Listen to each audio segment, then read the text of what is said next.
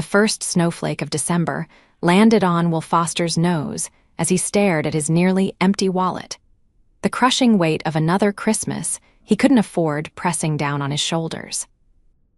$8.37 wouldn't buy much joy for his 6-year-old daughter Lily, who deserved the world and was getting pocket change instead. "Daddy, look, they have hot chocolate."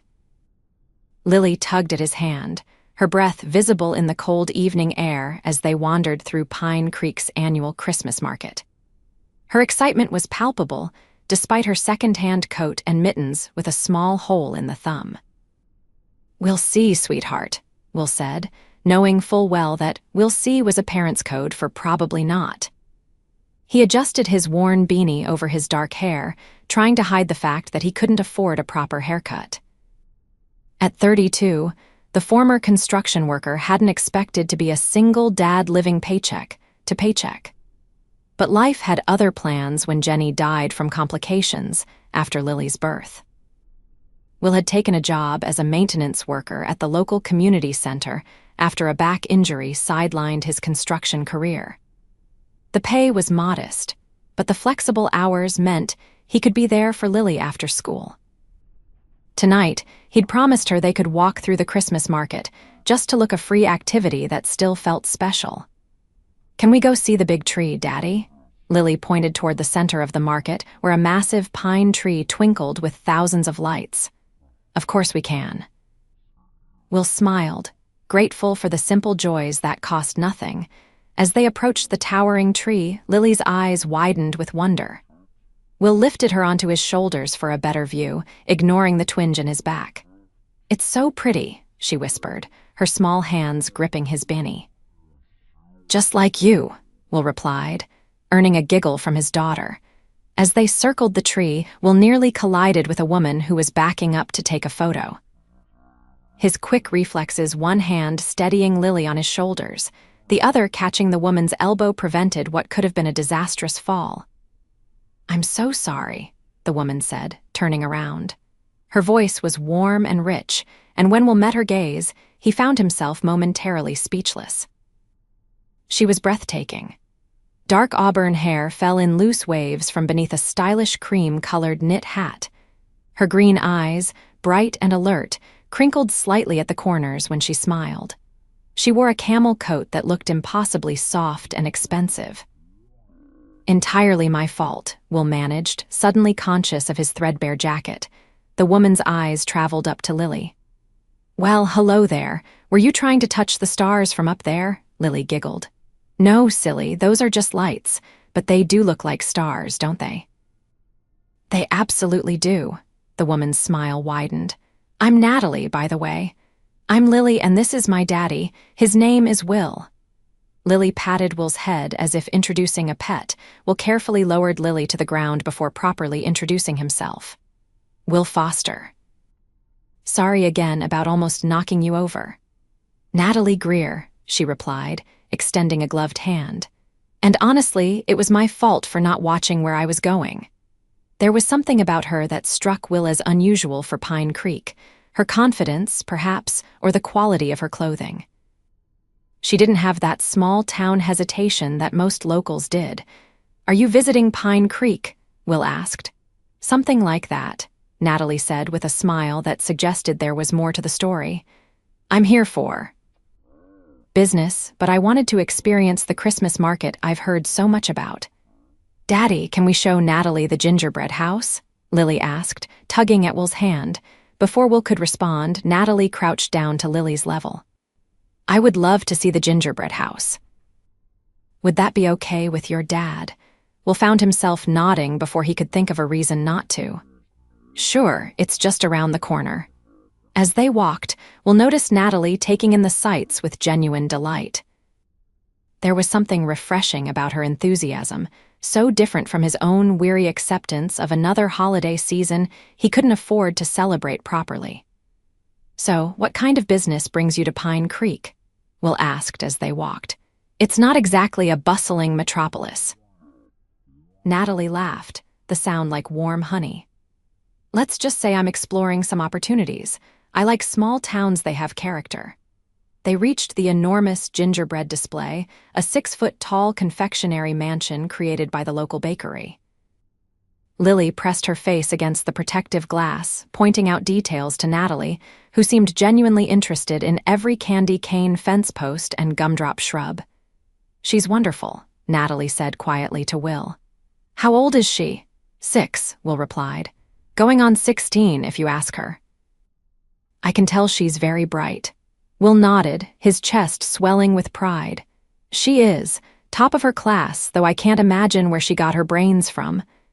"I suspect you're selling yourself short," Natalie said, studying him with those perceptive green eyes. Before Will could respond, Lily tugged at his sleeve. "Daddy, my tummy's making the hungry sound." Will checked his watch. It was past dinner time, and he'd planned to heat up leftovers when they got home. The $8 in his wallet suddenly felt very heavy. He could afford a small treat for Lily, but what kind of message would it send if he bought something for her and nothing for himself? As if reading his thoughts, Natalie gestured toward a nearby food stall. "I was just about to grab something to eat. Would you two care to join me?" "My treat is thanks for showing me around." Will's pride wanted to refuse, but Lily's hopeful expression made that impossible. "That's really kind, but we wouldn't want to impose." "It's not an imposition if I'm inviting you," Natalie countered with a gentle smile.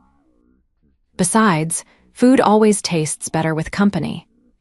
15 minutes later, they were seated at one of the picnic tables scattered throughout the market, enjoying bratwursts, hot chocolate, and freshly baked pretzels. Will couldn't remember the last time he'd eaten out, even at a simple market food stall.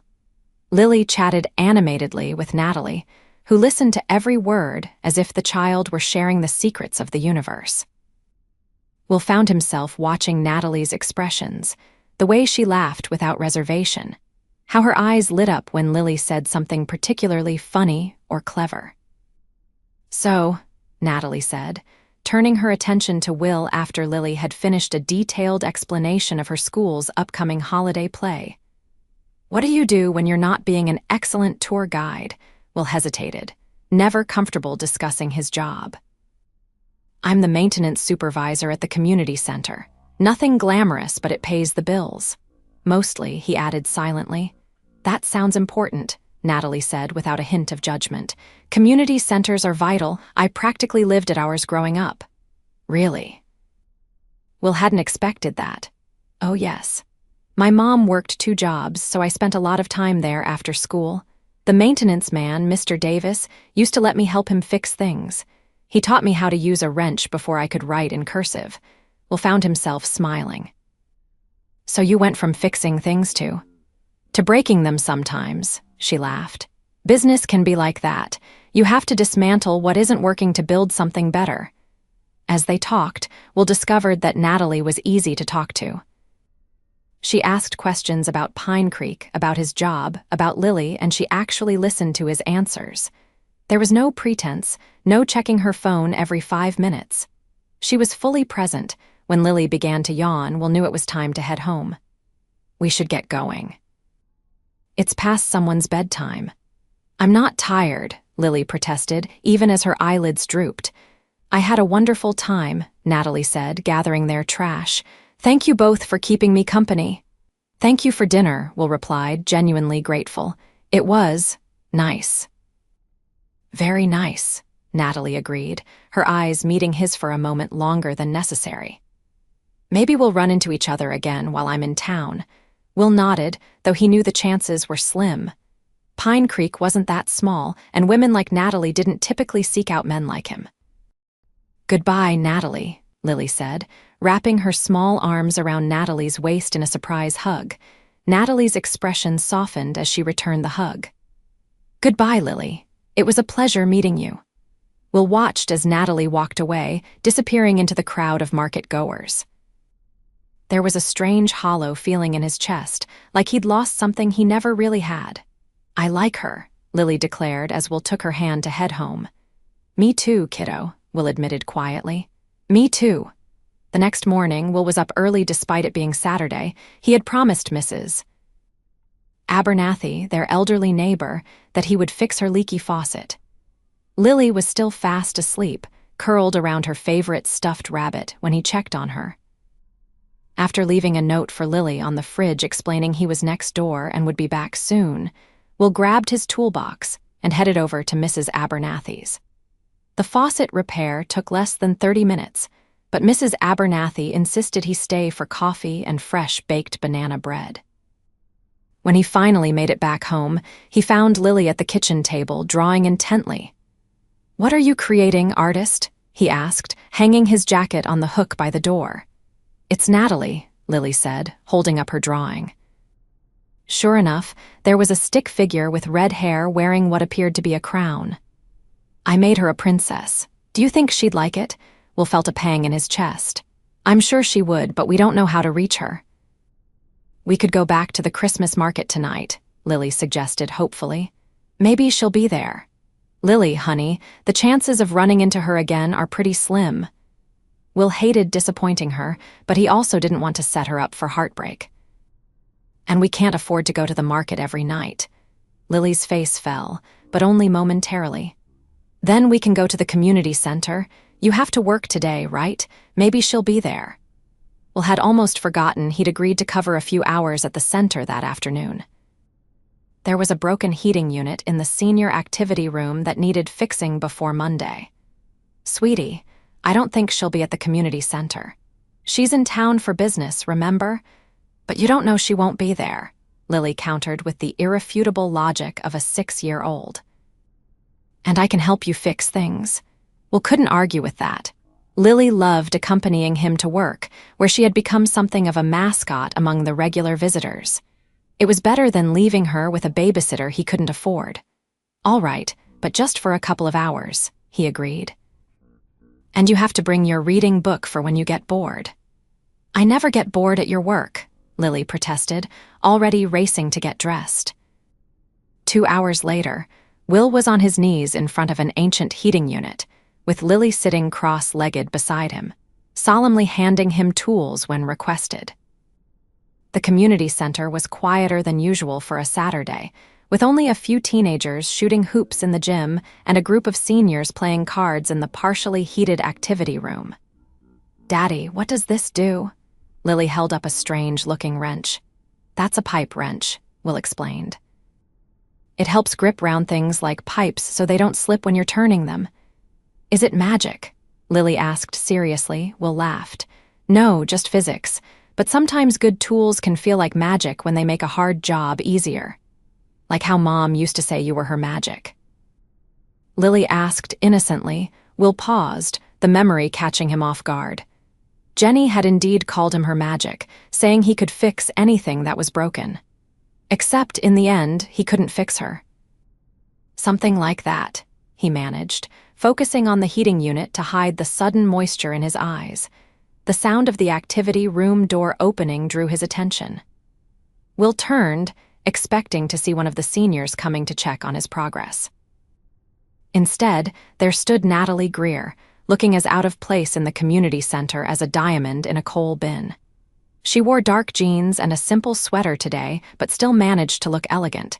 She seemed momentarily surprised to see him, then smiled. "Will, Lily." "Well, this is a pleasant surprise." "Natalie," Lily scrambled to her feet and rushed over, pipe wrench still in hand. "We were hoping to see you. I made you a picture, but it's at home. You're a princess in it." Natalie crouched down to Lily's level, seemingly unfazed by the greasy wrench that came dangerously close to her designer sweater. "A princess? That's very kind of you. I'd love to see it sometime." Will got to his feet, suddenly conscious of his worn jeans and the smudge of oil he probably had on his face. "Natalie, hi, what brings you to the community center?" Natalie straightened, meeting his gaze with a smile that seemed almost nervous. "Actually, I was hoping to find you.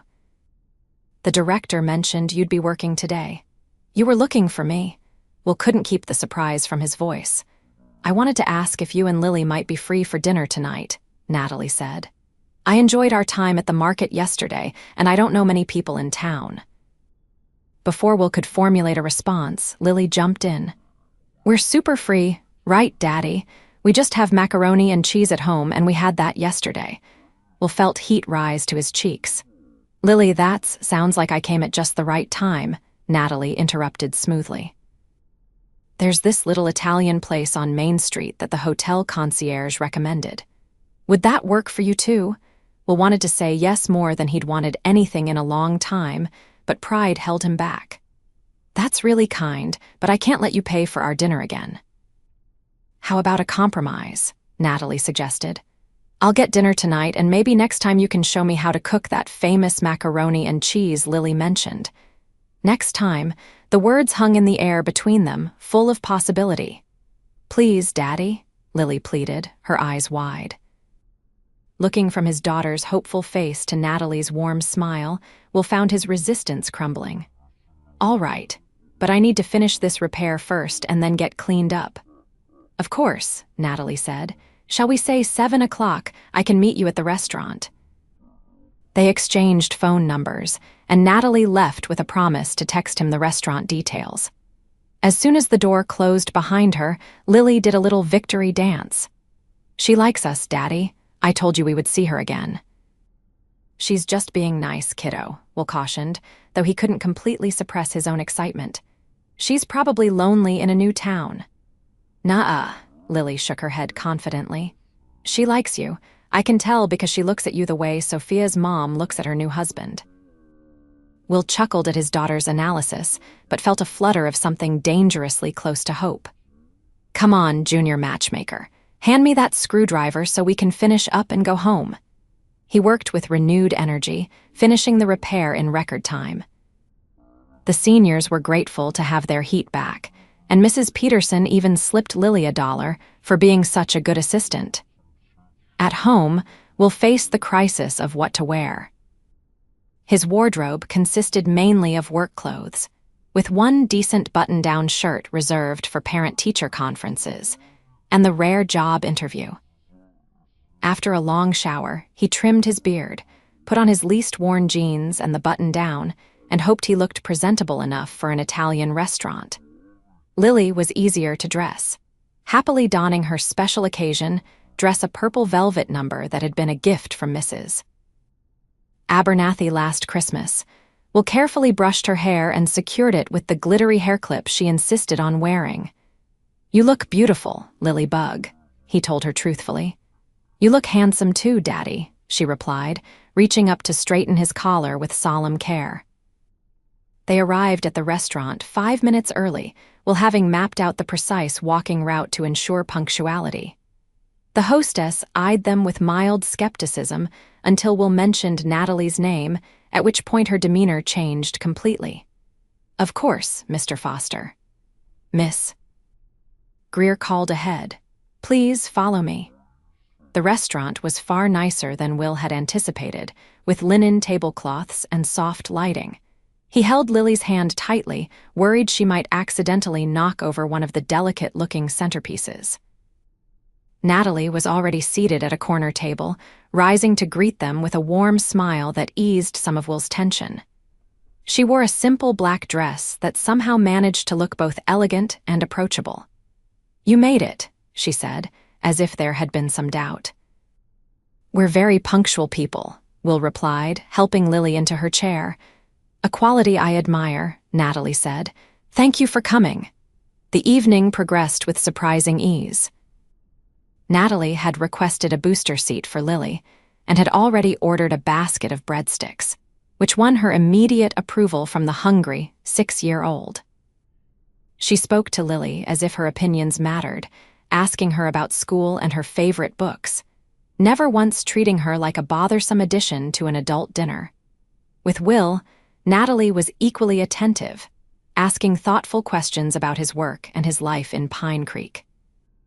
She seemed genuinely interested in his answers, and for the first time in ages, Will found himself talking about his dreams, the ones he'd put on hold, when Jenny died and fatherhood became his priority. I always wanted to start my own handyman business, he admitted after his second glass of the wine Natalie had ordered. I'm good with my hands, and there's always work in a small town where half the houses are over 50 years old. What's stopping you? Natalie asked, her head tilted slightly as she studied him. Will gestured vaguely. Time, money, the usual suspects. Starting a business requires capital I don't have, and taking that kind of risk when Lily depends on me. He shook his head. Maybe someday. I understand risk assessment, Natalie said, but sometimes the biggest risk is not taking one at all. There was something in her tone that made Will curious. You sound like you speak from experience. Natalie's smile turned slightly enigmatic. Let's just say I've had to make some difficult choices in my career. Before Will could probe further, Lily let out a massive yawn that she tried and failed to hide behind her hand. I think someone's ready to call it a night, Will said, checking his watch. It was nearly 9, well past Lily's usual bedtime. Of course, Natalie nodded. Let me just get the check. Thank you for dinner, Will said as they stood outside the restaurant afterward. It was, he searched for a word that wasn't pathetically inadequate. Really nice. It was my pleasure, Natalie replied. I've enjoyed getting to know you both. Lily, fighting sleep but losing the battle, leaned heavily against Will's leg. Can we see Natalie tomorrow? She asked through another yawn. Will opened his mouth to gently explain why that might not be possible, but Natalie spoke first. I'd like that, she said. If your dad agrees, of course. Will hesitated. Don't you have business meetings or something? Not on Sundays, Natalie replied.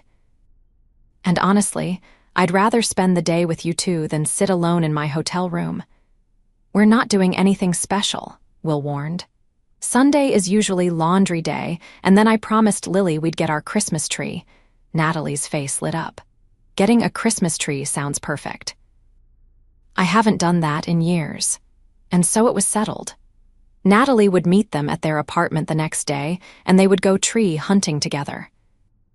As Will carried a half-asleep Lily home, he couldn't help wondering what Natalie Greer was doing in Pine Creek, and why she seemed so interested in spending time with them. Women like her didn't typically seek out the company of struggling single dads. There had to be more to the story. But as he tucked Lily into bed and she mumbled, I like Natalie, Daddy, before drifting off to sleep, Will decided that whatever Natalie's reasons, he was grateful for her presence in their lives, however temporary it might be.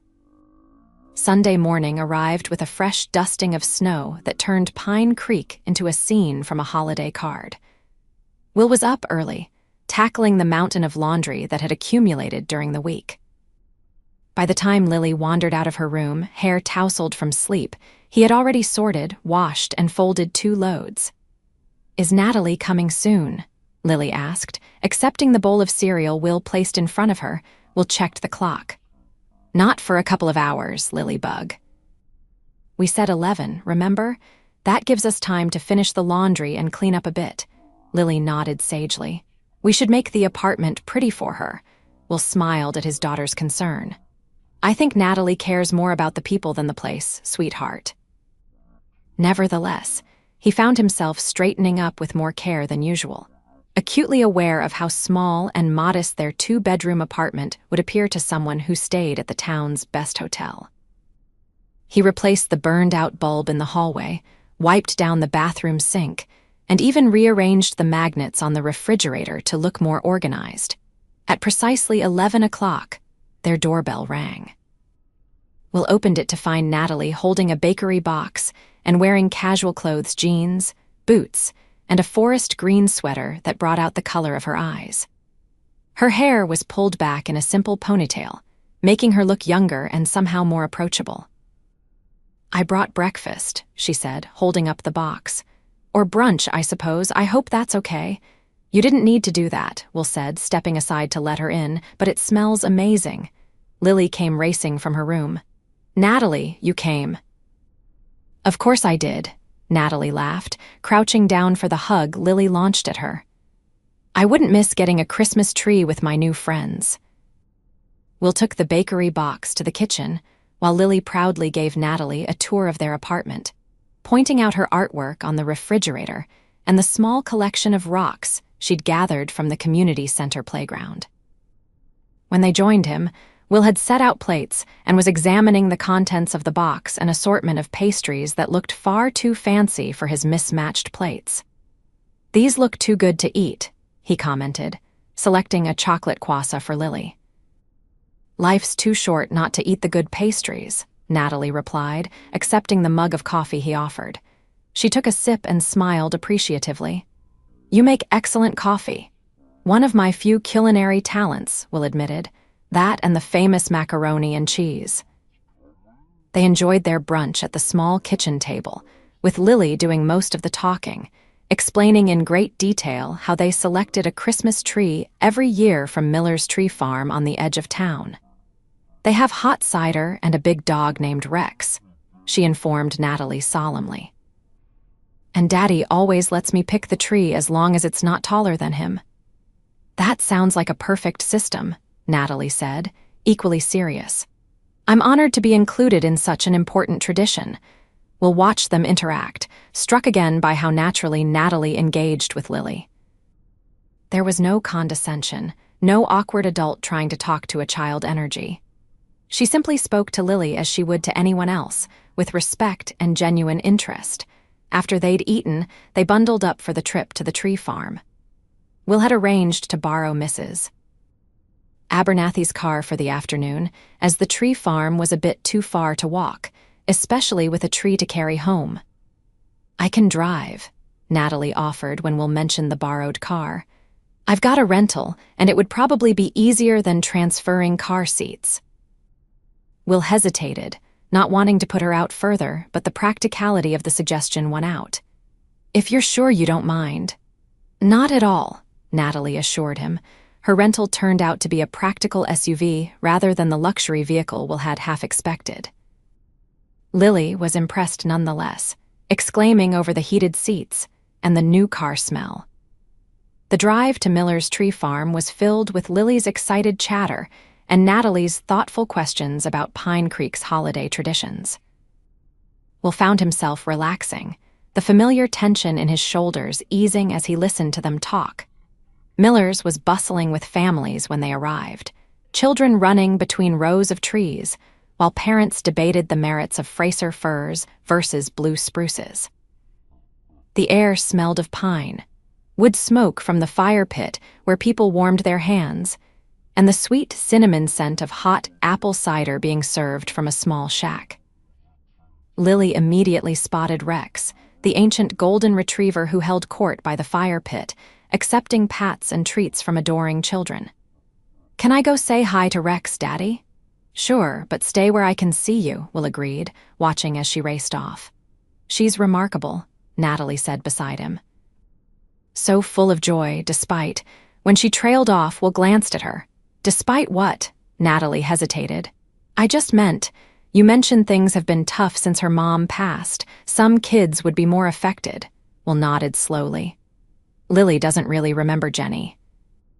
She was only 6 months old when. Well, and I've tried to give her a stable, happy childhood, even when things are tight." "You've done an amazing job," Natalie said with such conviction that Will felt a lump form in his throat. "Some days I'm not so sure," he admitted. "Especially around Christmas, when I can't give her everything she deserves." Natalie turned to face him fully. "Will, take it from someone who grew up with plenty of things and not enough time with her parents, you're giving Lily exactly what she needs. Love, attention, stability. Those are the gifts that matter." Before Will could respond, Lily came running back. "Rex remembers me from last year, and Mr. Miller says we should hurry and pick our tree because it might snow more later." The tree hunt began in earnest then, with Lily leading the way through rows of fragrant pines. She took her responsibility very seriously, examining each potential candidate with critical eyes. "What about this one?" Natalie suggested, pointing to a perfectly shaped Fraser fir. Lily considered it carefully, walking around it in a full circle. "It's very pretty," she concluded, "but not quite right. Our tree needs to have personality." "Personality," Natalie repeated, glancing at Will with amusement. "Of course." Will shrugged, smiling. "Don't look at me." "She's the tree expert." They continued their search, with Lily rejecting tree after tree for various reasons: too skinny, too fat, too many holes, not enough branches for ornaments. Will began to worry they'd never find one that met her exacting standards. Finally, Lily stopped in front of a tree that was slightly lopsided, with a bare patch on one side and a crooked top. "This one," she declared confidently. Will and Natalie exchanged glances. "Are you sure, Lily Bug?" Will asked gently. "There are a lot of nice, fuller trees over there." "This one needs us," Lily insisted. "Nobody else will pick it because it's not perfect, but we can put it in the corner so the bare side doesn't show, and we can make the top straight with the star." Will felt Natalie's hand touch his arm lightly. When he looked at her, he saw understanding in her eyes. "Your daughter has excellent taste," she said. "Trees with character are always the best." So the lopsided tree was chosen. Mr. Miller wrapped it in netting for transport, and with Natalie's help, Will secured it to the roof of her SUV. Lily insisted on getting hot cider for all of them before they left, carefully carrying the cups back with intense concentration. As they sipped their cider by the fire pit, Lily sitting between them on a hay bale, Rex the golden retriever dozing at their feet, Will was struck by how right it felt this impromptu family outing with a woman he'd only met 2 days ago. "Thank you for coming with us," he said to Natalie. "This is the most fun we've had picking out a tree in years." "Thank you for including me," she replied, her eyes reflecting the dancing flames. "This is exactly what I needed." There was something in her tone, a hint of melancholy. Perhaps that made Will curious again about what had brought her to Pine Creek. But before he could find a way to ask, Lily announced she was ready to take their tree home and decorate it.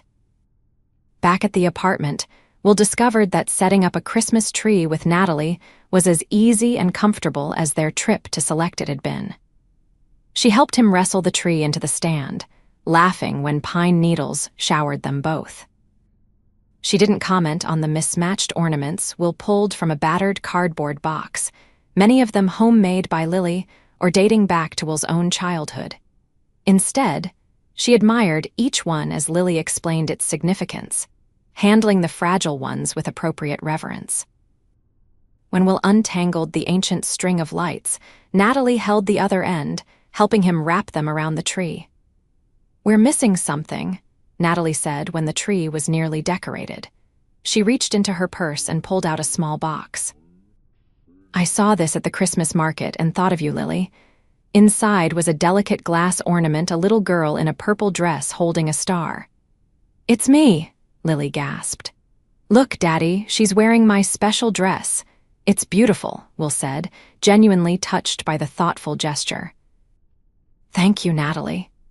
Lily insisted the ornament needed a special place on the tree, finally selecting a spot front and center where it caught the light. As afternoon turned to evening, Will realized he hadn't planned for dinner. He was about to suggest they order pizza, a rare treat that would stretch his budget, but seemed warranted for the occasion when Natalie glanced at her watch.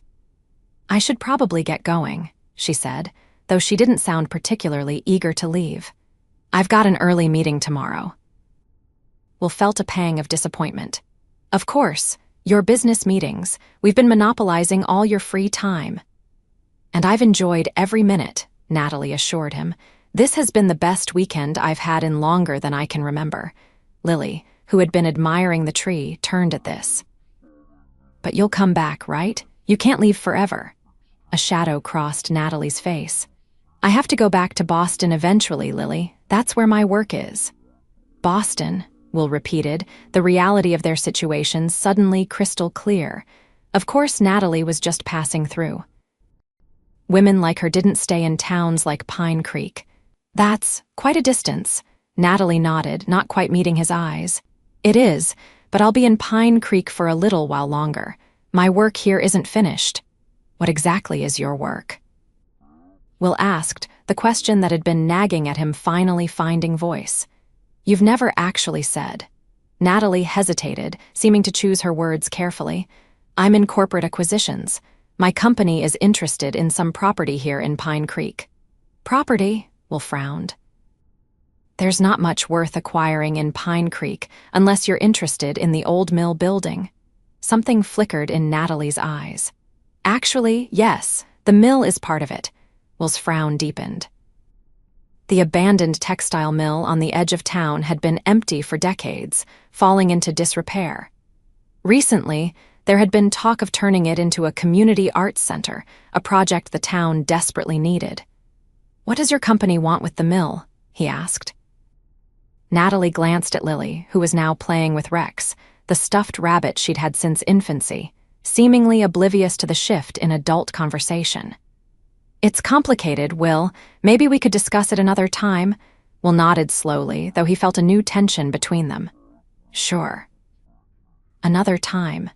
Natalie said goodbye to Lily, promising to see her again soon, then Will walked her to the door. "Thank you again for today," she said softly. "It meant a lot to me." "To us too," Will replied honestly, despite his new reservations. "Will I see you again before you leave town?" "Definitely," Natalie said with conviction. "There's still that macaroni and cheese dinner you promised me." After she left, Will found himself standing in front of the Christmas tree, trying to make sense of the emotions swirling inside him. He was attracted to Natalie more than attracted. In the span of a weekend, she'd slipped past his defenses and made him feel things he hadn't felt in years. But she lived in Boston, and whatever business brought her to Pine Creek would eventually take her away again. "Daddy," Lily's voice pulled him from his thoughts. "Is Natalie going to be your girlfriend?" The question, so direct and hopeful, caught Will off guard. "No, sweetheart. Natalie lives very far away, and she's only visiting Pine Creek for a little while." Lily's face fell. "But she likes us, I can tell." "I think she does," Will agreed, pulling his daughter into a hug. "But sometimes liking people isn't enough when your lives are in different places." "That's stupid," Lily declared with the brutal honesty of childhood. "If you like someone, you should be with them," Will smiled sadly. "When you're older, you'll understand that adult relationships are more complicated than that." But as he tucked Lily into bed that night, surrounded by her stuffed animals and bathed in the soft glow of her night light, Will found himself wondering if perhaps his 6-year-old had it right after all. Maybe adults were the ones who made things needlessly complicated. The week that followed was busy for Will. The community center was hosting several holiday events, meaning extra hours and a few welcome additions to his paycheck. He hadn't heard from Natalie since Sunday evening, though he found himself checking his phone more often than he cared to admit. On Wednesday afternoon, as Will was fixing a broken cabinet in the community center kitchen, the director, Margaret Wilson, stopped by to check on his progress. "Coming along nicely," Will told her, demonstrating how he'd reinforced the hinges. "Should hold up better now, even with the heavy pots and pans." Margaret nodded approvingly. "Excellent work as always, Will. Oh, by the way, have you heard the news about the mill?" Will's hands stilled. "What news?" "There's a company from Boston looking to buy it," Margaret said, leaning against the counter. "Greer Innovations, I think it's called. The CEO has been in meetings with the town council all week." "Greer," Will repeated, his stomach clenching. "As in Natalie Greer," Margaret's eyebrows rose. "You know her." We've met," Will managed, his mind racing. "What does the company want with the mill?" Margaret sighed. "That's the thing nobody's quite sure. The rumor is they want to tear it down and build some sort of tech campus, but Miss Greer has been very tight-lipped about the specifics. The council is split on whether to sell."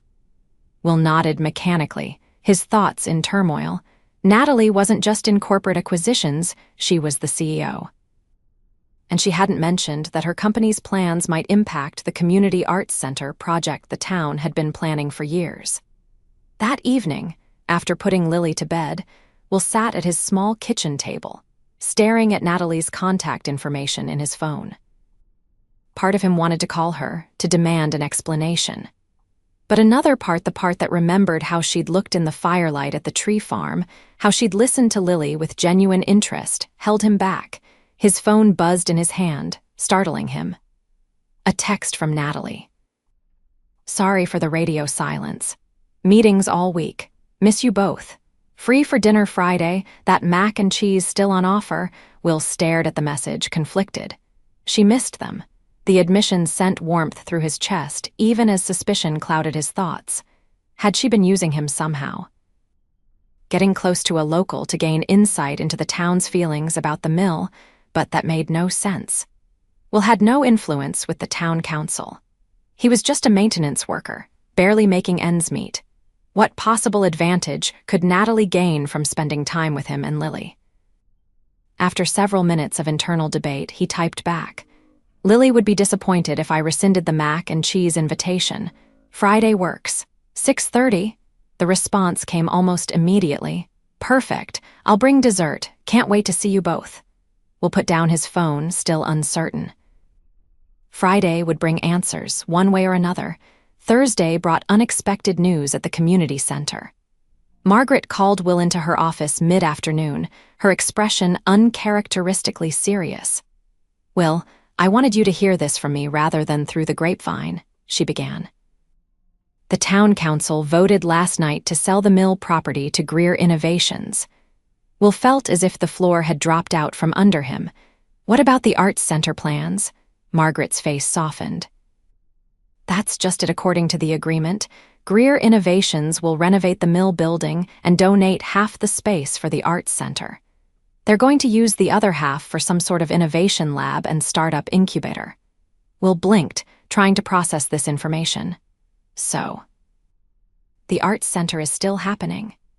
Yes, and with a much bigger budget than we could have managed on our own, Margaret confirmed. The council thinks it's a win-win. The mill gets preserved rather than demolished, the town gets its arts center, and new businesses might bring jobs to Pine Creek. Will left Margaret's office with his head spinning. This didn't sound like the corporate takeover he'd feared. If anything, it seemed like Natalie's company was investing in Pine Creek's future while respecting its past. But why hadn't she told him about any of this? Friday evening arrived, and Will found himself unusually nervous as he prepared dinner. He'd splurged on better cheese than usual for the mac and cheese, and he'd even picked up a bottle of the wine Natalie had ordered at the Italian restaurant. Lily was excited about seeing Natalie again, chattering nonstop as she helped set the table, carefully placing the mismatched forks and knives just so. At precisely 6:30, their doorbell rang. Will took a deep breath, reminding himself to keep an open mind, to give Natalie a chance to explain. She stood in the hallway holding a bakery box similar to the one she'd brought on Sunday, her smile slightly uncertain as she took in his expression. Hi, Will replied, stepping back to let her in. Come on in, dinner's almost ready. Natalie. Lily came running, wrapping her arms around Natalie's legs. I missed you. Did you see our tree is still standing, and I put your ornament in the very best spot? Natalie's face softened as she hugged Lily. I missed you too, sweetheart, and yes, your tree looks beautiful. Dinner began with a slightly awkward atmosphere, at least between the adults. Lily, oblivious to the tension, happily dominated the conversation, telling Natalie about her week at school and the holiday play rehearsals. It wasn't until Lily was enjoying the chocolate cake Natalie had brought for dessert that Will finally broached the subject that had been weighing on him. So, I heard an interesting piece of news today, he began casually. Apparently, Greer Innovations just bought the old mill building. Natalie's fork paused halfway to her mouth. She set it down carefully. Yes, that's true. Greer Innovations, Will repeated. As in you. As in me, Natalie confirmed, meeting his gaze steadily. I'm the CEO, yes. Lily looked between them, sensing the shift in mood. What's a CEO? It means Natalie is the boss of her company, Will explained gently. A very important boss. Like how you're the boss of fixing things at the community center, Lily asked. Despite the tension, Will smiled. Something like that, but on a much bigger scale. Can I go play with my toys? Lily asked, pushing away her empty dessert plate. I want to show Rex my new book. Will nodded, relieved to have the chance to speak with Natalie privately. Sure, sweetheart, just for a little while before bed. Once Lily had disappeared into her room, Will turned back to Natalie. Why didn't you tell me? Natalie sighed, pushing a strand of hair behind her ear. I was going to. I wanted to wait until the deal was finalized, and honestly, I was enjoying being just Natalie with you and Lily, not Natalie Greer, CEO. You could have mentioned you were looking to buy half the town, Will said, unable to keep a hint of bitterness from his voice. It's hardly half the town, Natalie corrected gently. Just the mill building, and we're not tearing it down or turning it into something that would hurt Pine Creek. Just the opposite. I know, Will admitted.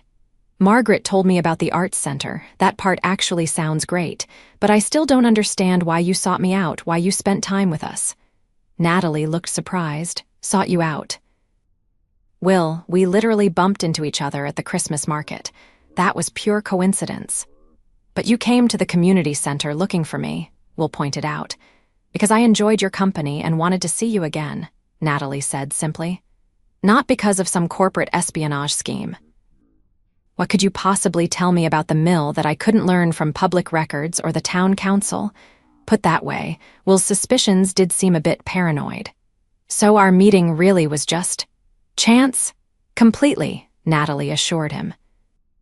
And coming to know you and Lily has been the unexpected highlight of this trip.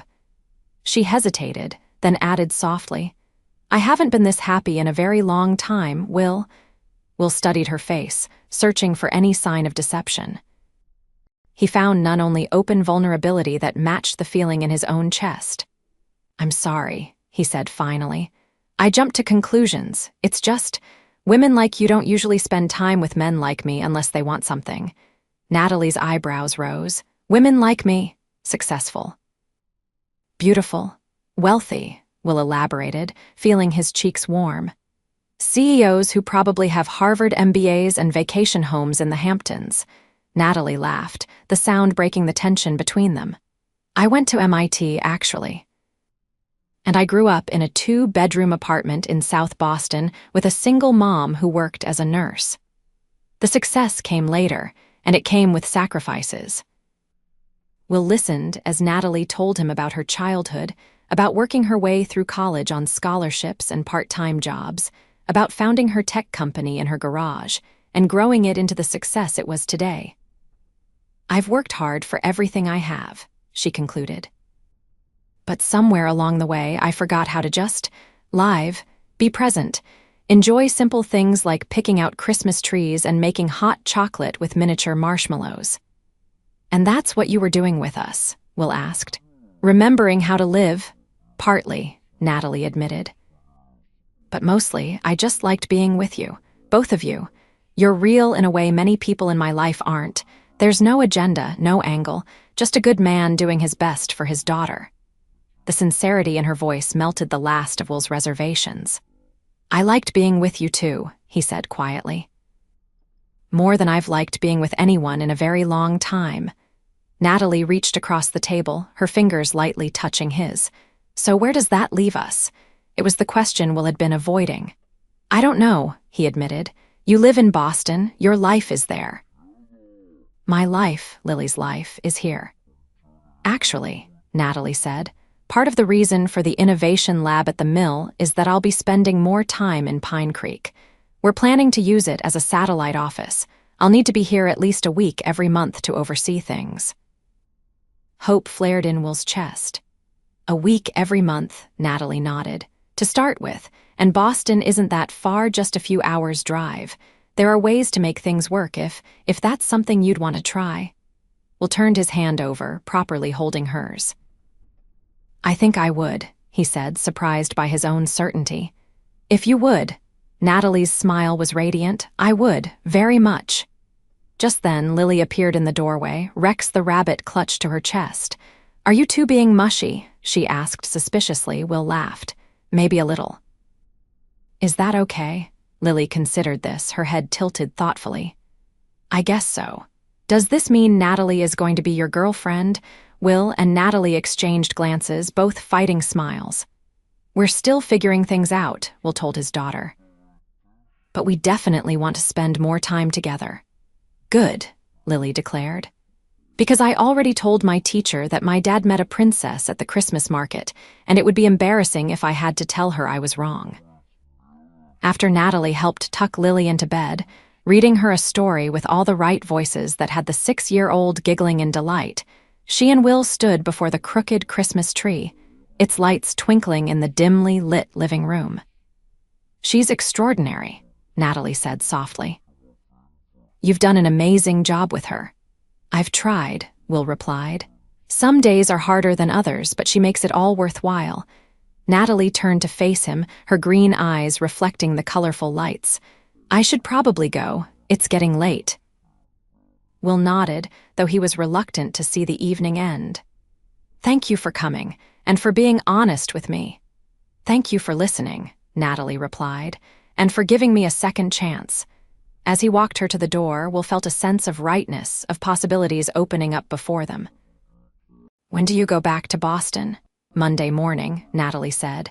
"But I'll be back in 3 weeks for the initial mill renovations, and there's always weekends." "Weekends," Will repeated, smiling. "I like the sound of that." Standing in the doorway, Natalie looked up at him, a question in her eyes. Will answered by leaning down, his lips finding hers in a gentle kiss that quickly deepened into something more urgent, more promising. When they finally broke apart, both slightly breathless, Natalie's smile was dazzling. "I think this could be the beginning of something wonderful," Will foster.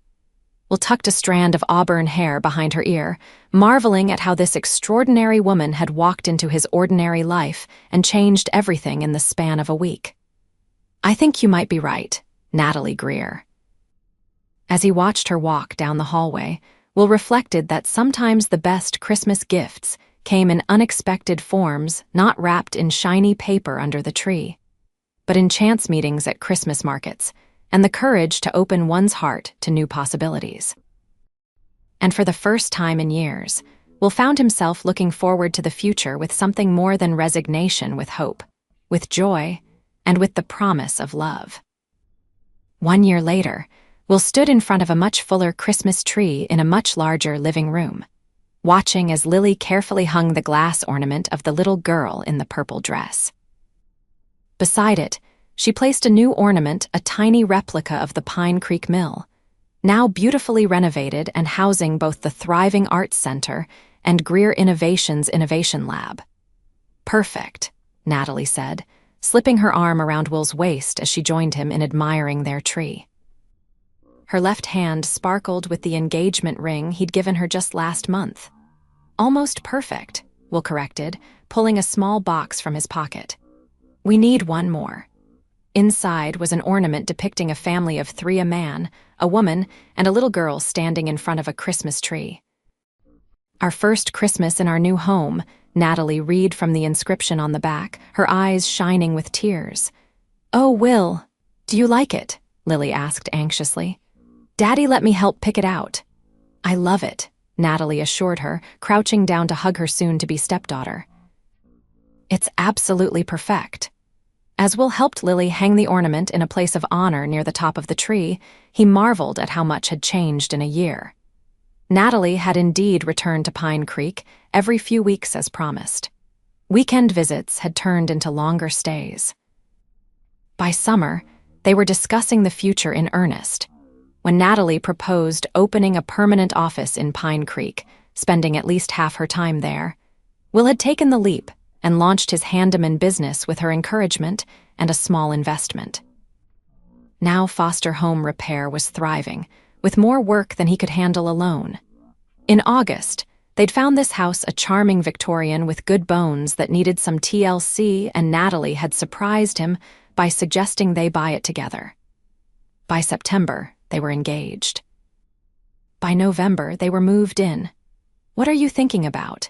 Natalie asked now, resting her head on his shoulder as Lily busied herself arranging presents under the tree. "About how different things were last Christmas," Will replied, kissing the top of her head. "About how lucky we are." "Luck had nothing to do with it," Natalie said firmly. "We made choices. We took chances. We built this." Will smiled, knowing she was right. What had begun as a chance meeting at the Christmas market had grown into something enduring through commitment, compromise, and courage, his to believe he deserved happiness, hers to reshape her life to include him and Lily. "You know what I'm most excited about?" Natalie asked, her voice dropping to a whisper only he could hear. "What's that?" Her hand drifted to her stomach in a gesture that made Will's heart skip a beat. "Telling Lily on Christmas morning that she's going to be a big sister." Joy burst in Will's chest like a firework. "Really?" "You're sure?" Natalie nodded, her eyes shining. "The doctor confirmed it yesterday, July 15th, give or take." Will pulled her close, overwhelmed with emotion. "I love you so much," he whispered against her hair. "I love you too," Natalie replied. "Both of you, all of you." From across the room, Lily called out, "Are you two being mushy again?" Will and Natalie broke apart, laughing. "Yes," Will admitted. "Very mushy." Lily sighed with the exaggerated patience of a 7-year-old. "Well, hurry up because I want hot chocolate, and you promised we could watch the Christmas movie." "Your daughter has spoken," Natalie said, her eyes dancing with amusement. "Our daughter," Will corrected gently. Natalie's smile softened. "Our daughter," she agreed. "Our family." As they joined Lily on the couch, mugs of hot chocolate topped with miniature marshmallows in hand, the movie starting on the television, Will reflected that sometimes the most extraordinary gifts came wrapped in the most ordinary packages: a chance meeting, a crooked Christmas tree, a family built not from obligation, but from choice. And as the snow began to fall outside their window, blanketing Pine Creek in a fresh coat of white, Will Foster knew with absolute certainty that he had found his home not just in this house or this town, but in the hearts of the two people beside him, and in the promise of the new life already growing. Another chapter in their story yet to be written.